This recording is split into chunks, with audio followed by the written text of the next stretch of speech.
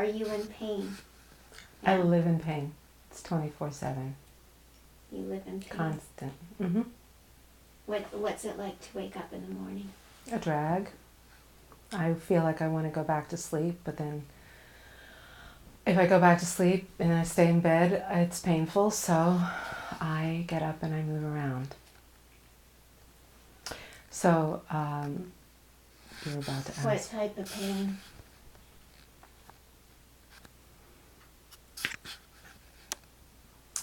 Getting better, but generally, or always, first of all, it's just this very difficult to get a momentum going, to actually move. So just the act of getting out of bed is it's painful, you know. So I'm conscious about how I roll out of bed and how I position my body. And when I was younger, I used to just wake up and I was awake and I'd look in the mirror and I was up, but I don't have that anymore. So I have, most specifically, my neck, the cervicals, are really painful when I wake up, and it's very hard to move. I've been awake for a while, and you move around, even that hurts. So the neck, and certainly my sacrum, and then a little above my sacrum, the lumbar, and then my hands, particularly, which hurt a lot right now. My fingers are like wood. Here, both middle fingers and the 2 thumbs. So for almost 2 years, I haven't been able to move these fingers, which I can move, and these fingers, which I can move. This hurts. This finger is moving, which is awesome, and I know that they will.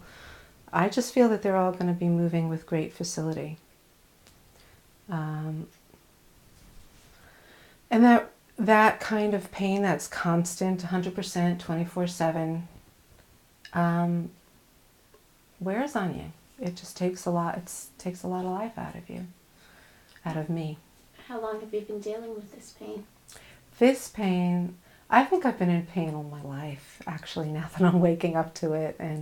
But this particular pain that I am feeling, that I described to you, is very site-specific, and it's been since Halloween 2010. I had a car accident. Although some people say an incident, which I like to refer it to as when I'm more aware. Although prior to that, I have had pain in my sacrum. I had injuries the day Nixon died. I was in a car accident, April 22nd, 1992. I had someone hit me head on at a very slow speed, and I had pain from that. And being a potter and always working at the wheel, and so that stresses out my lower lumbar and sacrum a lot too, and not really knowing how to really take care of myself.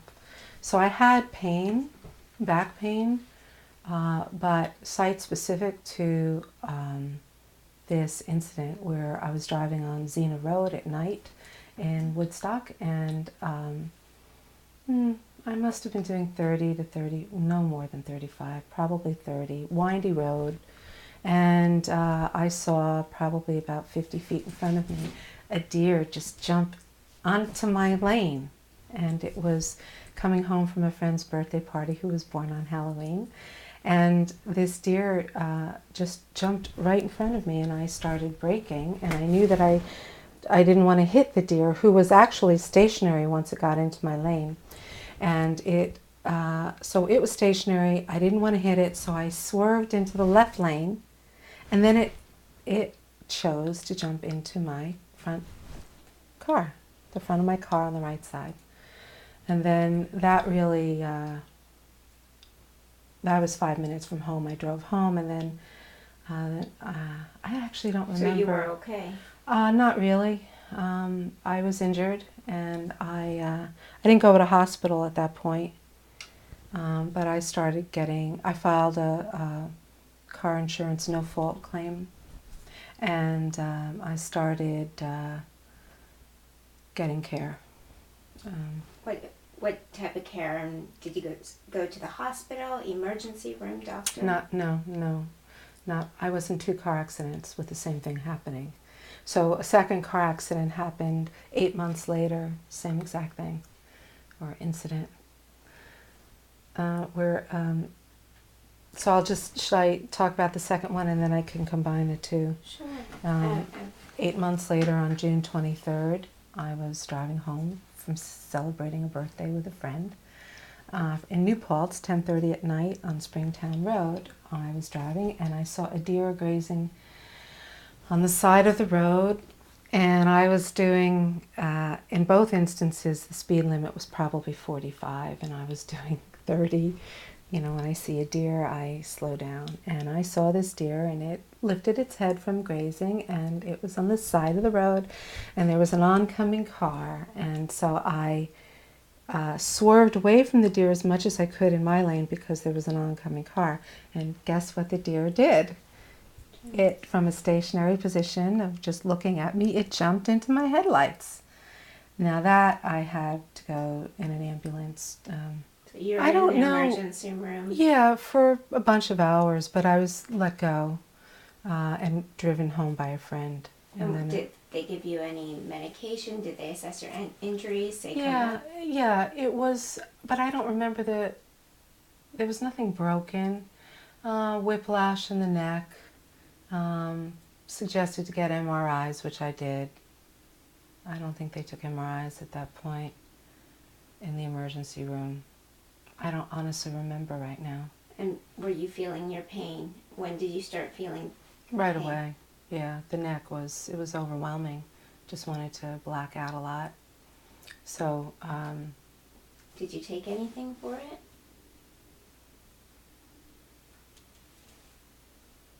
I don't remember what drugs I was taking.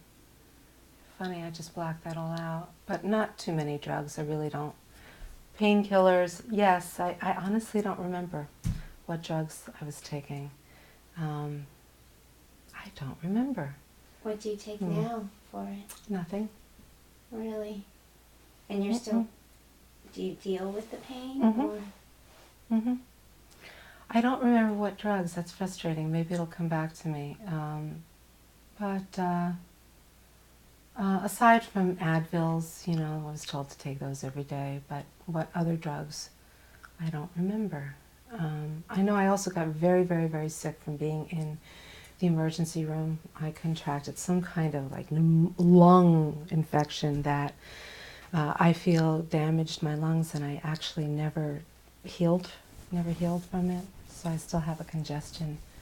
I could feel movement in my lungs that I didn't have before going to the hospital, but that's a whole separate thing. Anyway, my spinal cord is compressed in my cervicals. I was told I had 3 herniated discs. I was told I had, subsequent to the 2 incidents with the cars, throughout both car accidents, and I'll call them accidents because I just do that, I had seen acupuncturists, medical doctors, surgeons, hand specialists, actually too many people all the time. It was exhausting. I was traveling distances. It wasn't very good for me to do all the driving. I was living on Overlook Mountain, which was somewhat in Woodstock. I was going to New Paltz for acupuncture, which was a solid hour drive. It was exhausting to me. I also was having body work, deep massage with one of those angels that walk the planet, and that helped me a great deal. And I learned that, acupuncture, right, all those modalities, body work. And these are your choices, your doctor's choices, your initiative? My choices, yeah. So the doctors you saw, did you follow their advice, or were they helpful, or? I found that there was more. I'm a doctor's daughter. My dad was an internal medical doctor. I grew up with the medical profession. I grew up being his assistant in his office for many years. I've spent a lot of time in the hospital doing the rounds with my dad. I find that what I grew up with and what I experience now was completely different. My experience with medical doctors was they never had time to, they were allotted maybe 10 minutes to assess me and answer any questions. And by the time I was formulating questions, I was in my car sitting down. It was not a good experience on my behalf. I didn't feel that I was getting anywhere. And with doctors, you go to specialists. And you went to a hand specialist. I went to a hand specialist, and I asked her, why is this happening? Why can I not move these fingers or these fingers? And why is it so painful? What's the cause? And she said, we don't know. Trigger fingers. She called them trigger fingers. We don't really know why trigger fingers occur. But we can give you, they sometimes happen suddenly and they disappear suddenly. But we can ease the pain by giving a steroid shot. And so she asked me, where do I hurt the most? And at that moment I was hurting the most here. So I got a steroid shot here. And it was miraculous. Well, maybe 2 days later, I could move my finger where I couldn't move it. And it actually affected all of my fingers. I could move them where I wasn't able to move them. It was really fabulous. But I read a little bit about it at the time, and I saw that having multiple steroid shots, it's just not a good thing. It's damaging to your liver, and I was not interested in that in the long run. And I had started receiving body work from this woman who is one of those angels that walk the earth, and she said, and she didn't even have to tell me, because when she would work on my cervicals, I would feel the connection in my fingers. And I knew that that was where, with my spinal cord being compressed, and the whiplash, and the herniated disc in my cervicals, that this was why my fingers were not able, my hands weren't able to function. And my left wrist was swollen for months. I had an MRI on my left wrist too. My left knee, the MRI was on my wrist, my left knee, and my spine, my cervicals and my lumbar. So I decided not to go back for the steroid injections, which I really would have. I mean, the pain, to ease the pain, it would have been a great thing, but I just didn't want my entire being adversely affected by alleviating a pain that would probably come back when not addressing the core issue, which was my cervicals. So how do you treat your pain now? Gently, with love. I started doing Qigong. And the reason I started doing Qigong, I went to New York City with an acupuncturist who has helped me in my past. And I went for acupuncture, and he had shown me specific Qigong movements to do. And I also asked for counseling, because at that time I had these 2 no-fault insurance claims that were rolled into one, and that's a whole nother bureaucratic issue, which I'm happy to talk about, because that's also part of my pain, is the emotional stress that you go through when you go through a bureaucratic, corrupt, imploding system. But that you can't afford proper health care or alternative treatments? The money was there. There's $100,000 for health care that I've kicked into since I've been driving for decades. We all, to be legal on the road, we kick into paying for car insurance. And that money is a pool of money that's available to everybody who has insurance and they're injured. You have that money that's available. Mine was $50,000 per claim, and then there's $100,000 of a pool to work with. What percentage did I use? I think it was around $35,000 when things started getting really difficult with the insurance company. And what they did was they rolled the 2 claims into one. And I was told by my claim adjuster that no longer is there that $100,000 max, but now there's a $50,000 max. And when they asked me if they could roll the 2 claims into one, I was a neophyte, naive, and I was not well. at all. I had stopped work and I just wasn't functioning well and I wasn't clear. And I said, sure, it's one body, why not? Duh. And then I subsequently learned from the insurance claim adjuster that the max was $50,000 now. And I ultimately researched and found the vice president of that car insurance, found the office phone number, and I called and I personally filed complaints, multiple complaints about, see, I can even, you feel it in the body. My shoulders are getting tight. I'm grabbing the chair because I really was getting sick from all of this. And my experience, and I have tenacity and I'm educated to a certain extent and I have abilities. If what I went through, which I am only intimating, where is everybody else? And people are just not getting cared for. Where is that money going? We all know.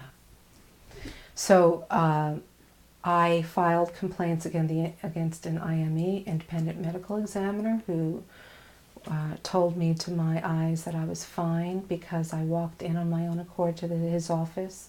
I could bend over, even though I was told by subsequent doctors that the way I bent over was cheating. There are ways that you can bend over that I could touch the ground, and there are ways, the way I was supposed to bend over, I can't. So I compensated by bending over to show him I could bend over, but if you bend over with your back straight, I can't do that. So I bent over with my knees and I arched and I was able to bend over, and he told me I was fine. And I looked at him and I said, then why can't I function well? Why is my body screaming? And he said, you're fine. And so this was reported to the car insurance company, and I, from that point forward, being that was the IME, independent medical examiner, was I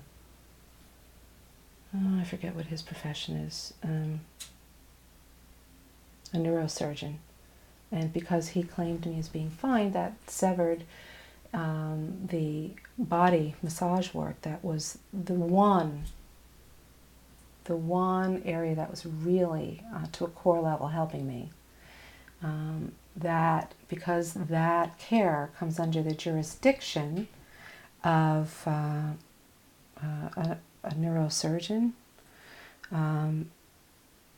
If that IME, independent medical examiner from that arena, deems you as fine, then any of the care that comes under that jurisdiction, that is just terminated. So acupuncture was okay to have.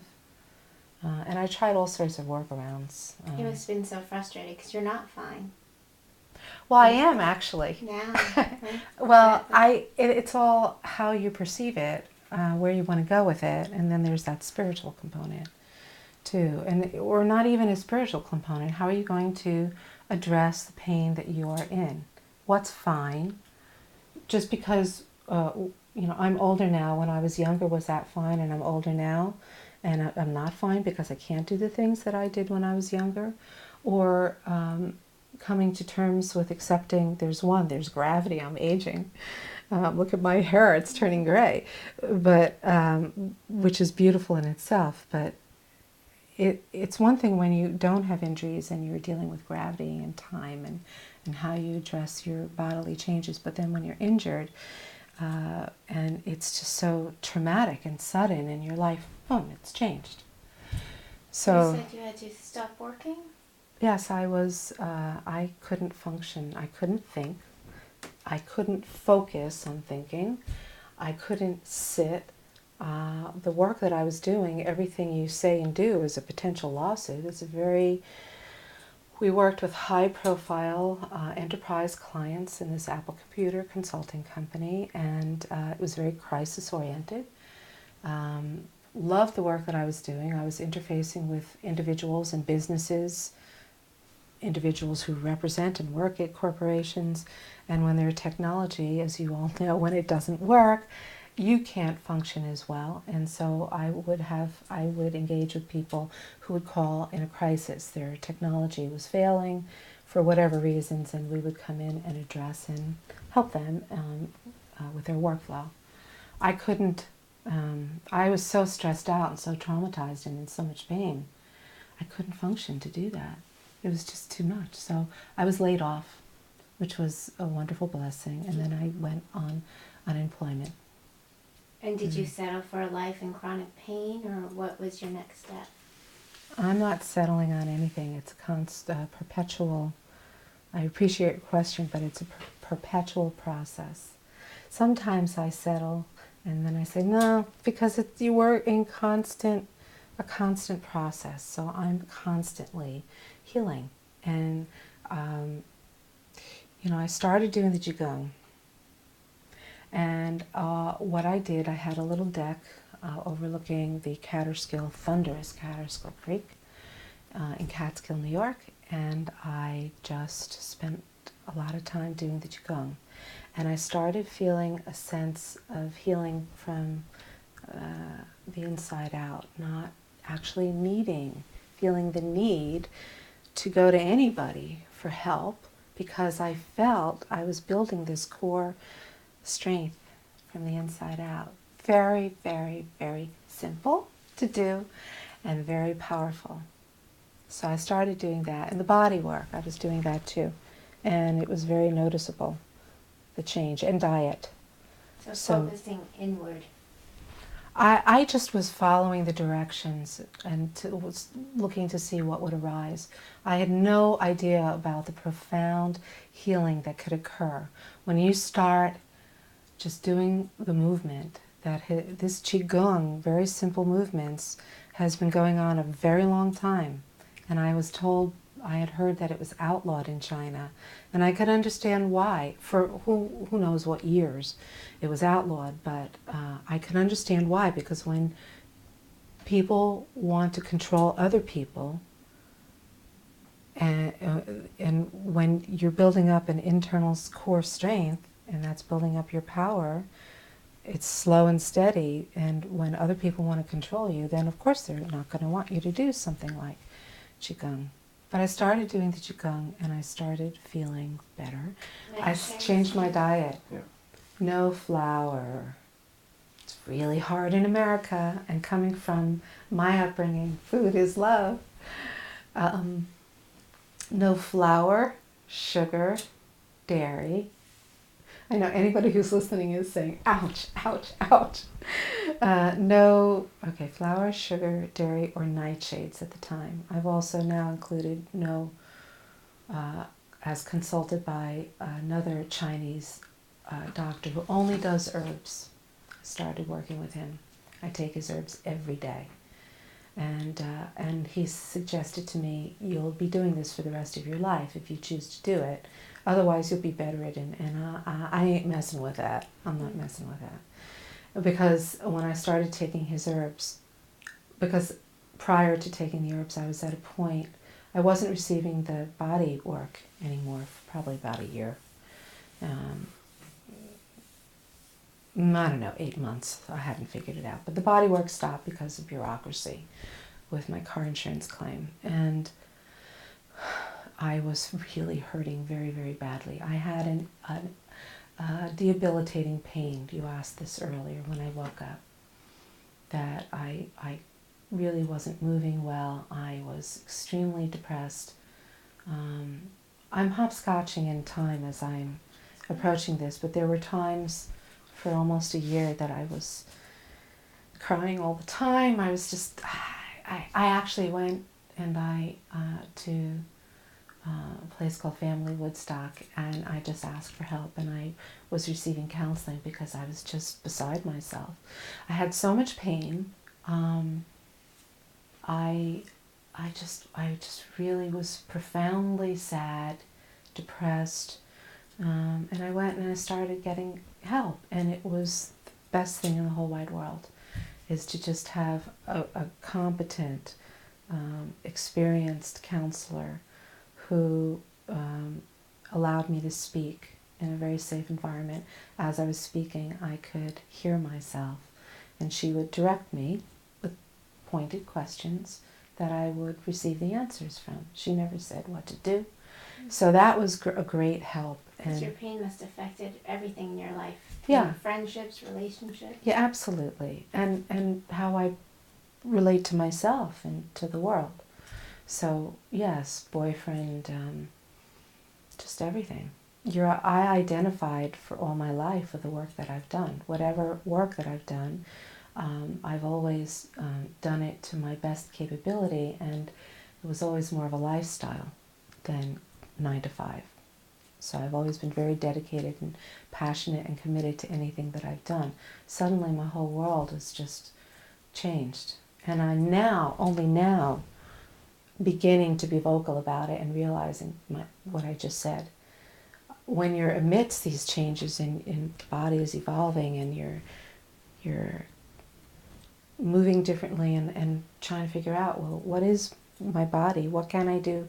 What can't I do? How do I heal? I'm not working anymore. Everything is different. It takes time. It took me a year to start being able to feel better and look back. Now I'm starting to look back from where I was, and now the healing is starting to happen exponentially. And that's based on alternative therapies? Yeah, but I don't call them alternative therapies. Yeah. They should be mainstreamed, because the mainstream therapies didn't work for me. No, they did not work for me. The Advil, I did take Tylenol, I took Advil. That is adversarial. That's toxic to your liver over time. People say, well, you could take it up to a year and then take a break for a few months. I don't even want to buy into that. And I believe we have the complete ability innately to heal. Our bodies just naturally do that. But we have to learn as Americans how to, because we were never taught. We were never taught. And it's available, it's at our fingertips, and so many of us just don't know because either we're in denial. There's a whole lot of brainwashing going on. I feel like I'm kind of going off topic, but there's a lot of control, there's a lot of brainwashing going around regarding pharmaceuticals, taking drugs, we've had it from our child, all the over-the-counter drugs, and it's just not a good thing. And it's taking us away from listening to our bodies and learning how to heal or seeking the help to learn how to heal from within rather than external devices. Because I was buying into that when you're injured and you go to a doctor for help and there's $100,000 of care that's available and yes, trauma when you're impacted by a severe incident, Western medicine is very good. And I'm very fortunate that my ex-boyfriend used to say, she can talk, I can talk. But now that he got me going, I was very fortunate. I'd gone to 2 surgeons, and they both said you need surgery. And one surgeon immediately said you need surgery on your neck. The next surgeon that I went to, that 3 different practitioners suggested independently. They all said, oh, this person you should go see. And I went to go see him, and he was the great wizard. He was wonderful. But he said to me these very words. Aside from the fact that different doctors, I had conflicting information about what was going on with my body. And I read the reports from the MRIs, and when you get an MRI, you get one doctor who reads that MRI, and that's a diagnosis. And then you go to all the different doctors that are accepted by my car insurance plan. They're relying on that one doctor's diagnosis. What if that one doctor's diagnosis is incorrect, which I feel happened? What if that one doctor's diagnosis, other people are relying on that information, not even really looking at you, they're more looking at the paper. And if that's not accurate, then you're really getting lost in a system. that's not serving people. It did help me in the beginning, but then I started feeling it wasn't helping me. And because of the bureaucracy, and I was taking it to the top level, and it was exhausting to me. And I was getting more and more frustrated and angry, and I would get sick from it. So when I went to this acupuncturist in New York City, and I asked for him to give me herbs and acupuncture and counseling, he said it to me this way: Deborah, you have a choice. You can do one of two things. You can hire as he put it in his strong Chinese accent, you could hire a devil attorney to go after your car insurance company, and I feel that I have enough evidence to go against the car insurance company, because I documented every conversation and every thought and everything I did. Or I can, and that devil attorney can go after the car insurance company and can go out and also sue the IME, the independent medical examiner, that made my life very difficult in receiving the care that was more appropriate for me. Or you can do where I was heading and hoping to go. Just drop it. Stop it. He said, take the angel route, the devil advocate, the devil attorney, or the angel route, he said, which is harder, which I have found to be easier, because the angel route is just letting go of that whole bureaucracy of what I described as a corrupt and imploding system that is not serving people well, unless you know how to work the system. And I'm not going to do that. So you think the angel route was the right path for you? And that's when I started doing the Qigong. And I changed my diet. And I'm just in that process. People see me and they have no clue, because I like to dance. And I haven't been dancing much since I moved away from Woodstock to Rhinebeck. I haven't found the places yet, but movement is good. But when they see me, they think I'm vital and healthy, I guess. I don't know what they think, but they don't know that some people are very vocal about their pain, which I am now becoming more of. Some people show their pain. When you look at them, you feel it. You know they're in pain. Everybody handles it differently. I hold it inside and I cover it up. And so a lot of people tell me they have no idea. They have no idea.